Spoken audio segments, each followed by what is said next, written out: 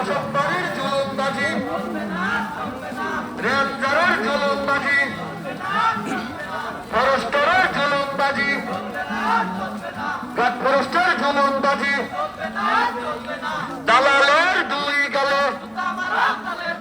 দালালের দুই গালে, রেঞ্জারের দুই গালে, ফরেস্টারের দুই গালে, ফরেস্টার দুই গালে, বিড অফিসের চামড়া, সন্ত্রাসের চামড়া, ডাকাতের চামড়া, আজিম নেতা মরল কেন? ফরেস্টার জবাব দে, রেঞ্জার জবাব দে,